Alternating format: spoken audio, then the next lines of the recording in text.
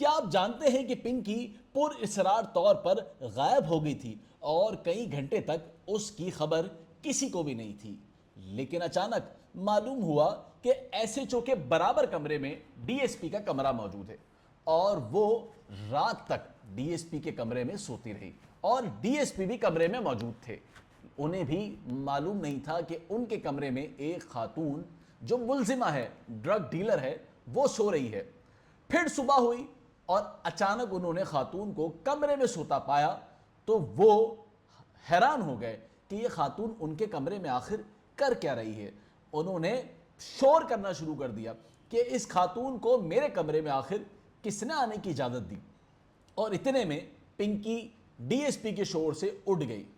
اور وہ بھی پریشان ہو گئی، اور اچانک ڈی ایس پی نے تمام اسٹاف کو جمع کر لیا کہ آخر یہ عورت میرے کمرے میں کیا کر رہی ہے، اور طوفان برپا کر دیا کہ رات سے ایک عورت میرے کمرے میں سو کیسے رہی تھی، اس کو میرے کمرے میں آنے کی اجازت آخر کس نے دی۔ اب رات دیر تک ایک عورت جو ملزمہ ہے وہ اگر ڈی ایس پی کے کمرے میں موجود ہوگی تو صبح اٹھنے والا اگر جس کو نہیں معلوم تو وہ شوق تو ہوگا، حیران ہوگا، بلکہ وہ پریشان ہوگا کہ اگر کہیں کسی نے یہ بتا دیا کہ اس کو ڈی ایس پی کے کمرے میں سلایا ہے تو لوگ کیسی کیسی باتیں بنائیں گے۔ اور ہوا بھی ہوئی کہ جب تفتیش شروع ہوئی پروٹوکول کی تو معلوم ہوا کہ ایس ایچ او کے کمرے سے جو ملزمہ ہے اس کو خاموشی سے ڈی ایس پی کے کمرے میں سلا دیا تھا، اور ڈی ایس پی کو بھی معلوم نہیں تھا کہ اس کے کمرے میں ایک ملزمہ سو رہی ہے۔ لیکن جب صبح ہوئی اور وہ اٹھے تو انہیں معلوم ہوا کہ ملزمہ انمول عرف پنکی کو ان کے کمرے میں سلایا گیا ہے،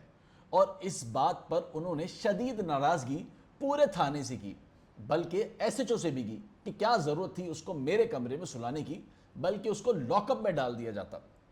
لیکن اس بات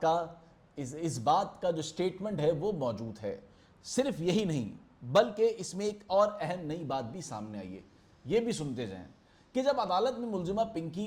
پہنچی تھی تو اس کے قریب کھڑی ہوئی جو لیڈی پولیس اہلکار تھی، انہوں نے اپنے سٹیٹمنٹ میں بتایا کہ ہم نے خود چنا ہے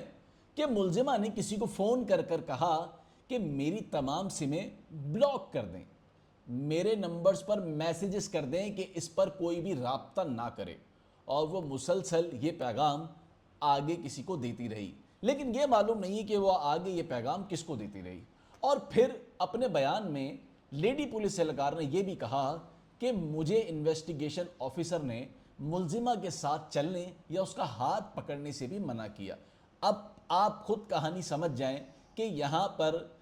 دال میں کالا کہاں سے ہونا شروع ہوا کہ جب لیڈی پولیس اہلکار اس کا ہاتھ بھی پکڑ رہی تھی تو آئیے اس کو کہہ رہا تھا کہ میں جانتا ہوں، میرا بڑا تجربہ ہے کہ یہ ملزمہ کہیں نہیں بھاگے گی، یہ کہیں نہیں جائے گی، اس لیے آپ پریشان نہ ہو، اور اس کو پیچھے کھڑا کر دیا۔ تو بجائے وہ اس کے ساتھ چلنے کے یا اس کا ہاتھ پکڑنے کے، وہ بھی اس کو اطمینان دلا دیا کہ یہ کہیں نہیں بھاگے گی تو لہٰذا پریشان نہ ہو۔ یہ بھی انتہائی ایک اہم بات ہے جو آج تک پہلے کبھی سامنے نہیں آئی۔ پھر عدالت میں وہ عدالت میں آخر موبائل کس کا چلاتی رہی، اس بات کی بھی تفتیش ہو گئی،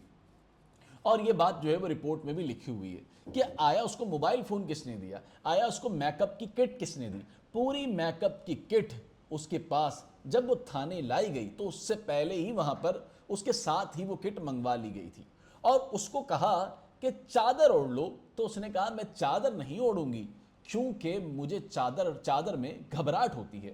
اور پھر اس نے وہ چادر بھی نہیں اوڑھی۔ پھر لگایا اس نے چشمہ اور منہ پہ لگایا ماسک، لیکن اس کی دوڑیں تب لگی جب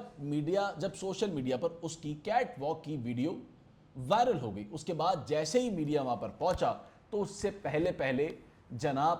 جو ملزمہ انمول عرف پنکی ہے وہ وہاں سے اس کو لے کر بغدادی تھانے منتقل کر دیا۔ لیکن جب تک شور مچ چکا تھا کہ پولیس کی جانب سے اسے پروٹوکول دیا گیا ہے، لیکن کہا گیا یہ پروٹوکول نہیں ہے بلکہ ہمارے پاس موبائلیں نہیں تھی، اس لیے پرائیویٹ کار میں اس کو لے کر آئے، جبکہ پرائیویٹ کار میں ملزمہ کان میں باتیں کرتی رہی،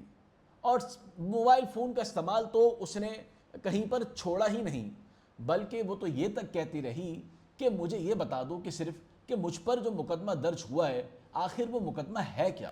اور میری لیگل ٹیم سے بھی ذرا بات کرا دو۔ اور اس دوران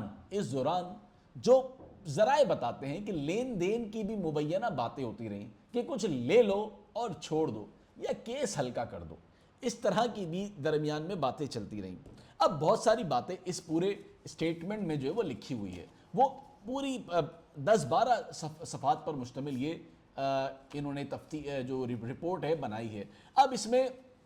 یہ ایک نئی جو ہے وہ بات ہے، اس سے پہلے کبھی اس طرح کی باتیں نہ سننے کو ملی، نہ میں نے اپنے تجربے میں دیکھی کہ ایک ملزمہ کو اتنا وی وی آئی پی پروٹوکول آخر کس کے کہنے پر دیا گیا۔ اب اس میں ملبہ ایس ایس پی